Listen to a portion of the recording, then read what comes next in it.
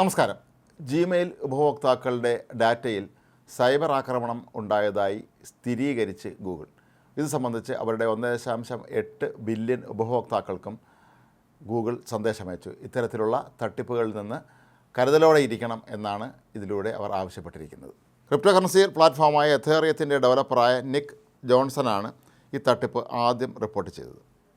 ഇത് സംബന്ധിച്ച വിശദാംശങ്ങളും അദ്ദേഹം കഴിഞ്ഞ ദിവസം സമൂഹ മാധ്യമങ്ങളിൽ പോസ്റ്റ് ചെയ്തിരുന്നു. തനിക്ക് വളരെ വിശ്വസനീയമാണ് എന്ന് തോന്നുന്ന ഒരു സൈറ്റിൽ നിന്നാണ് ഇത് സംബന്ധിച്ച സന്ദേശം വന്നത് എന്നാണ് അദ്ദേഹം പറയുന്നത്.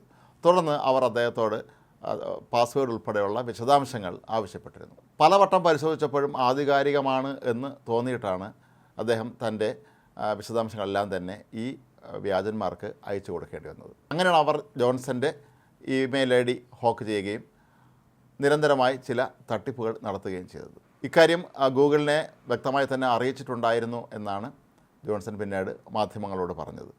വളരെ വിശ്വസനീയമെന്ന് തോന്നുന്ന രീതിയിലാണ് തട്ടിപ്പുകാർ തന്നോട് മെയിൽ വഴി പെരുമാറിയത് എന്നാണ് അദ്ദേഹം പറയുന്നത്.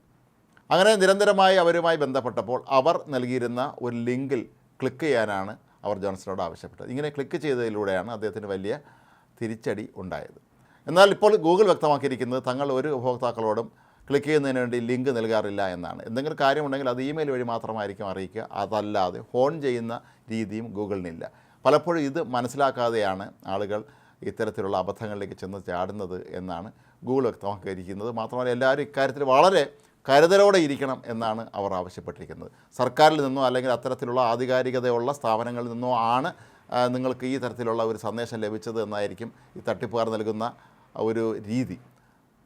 ഇത് പെട്ടെന്ന് വിശ്വാസത്തിലെടുത്ത് നമ്മൾ മുന്നോട്ട് പോകുമ്പോഴാണ് നമ്മുടെ പണമോ അല്ലെങ്കിൽ നമ്മുടെ വ്യക്തിപരമായിട്ടുള്ള മറ്റ് വിശദാംശങ്ങളൊക്കെ തന്നെ ഈ ഹോക്കർമാർ തട്ടിയെടുക്കുന്നത്. ജോൺസൺ ആകട്ടെ തനിക്ക് ലഭിച്ച അവരുടെ ഇമെയിൽ സന്ദേശത്തിൻ്റെ എല്ലാം തന്നെ വിശദാംശങ്ങളും അതിൻ്റെ സ്ക്രീൻഷോട്ട് സഹിതം ഇപ്പോൾ സമൂഹ മാധ്യമങ്ങളിൽ പ്രസിദ്ധീകരിച്ചിട്ടുണ്ട്. മറ്റുള്ളവർക്ക് ആർക്കും തന്നെ നാളെ ഈ അബദ്ധം പറ്റാതിരിക്കാനാണ് അദ്ദേഹം ഇത്രയും വിശദമായ രീതിയിൽ തന്നെ ഈ ഒരു തട്ടിപ്പിനെക്കുറിച്ചുള്ള വിശദാംശങ്ങൾ ഇപ്പോൾ പോസ്റ്റ് ചെയ്തിരിക്കുന്നത്. സാധാരണയായി accounts@google.com നിന്നാണ് തനിക്ക് വിവരങ്ങൾ ലഭിക്കാറുള്ളത് എന്നും ഇക്കുറി വന്നത് sites.google.com നിന്നാണ് എന്നും ഇക്കാര്യം ശ്രദ്ധിക്കാതെയാണ് താൻ ഈ ലിങ്കിൽ കയറി ക്ലിക്ക് ചെയ്തത് എന്നുമാണ് ജോൺസൺ പറയുന്നത്.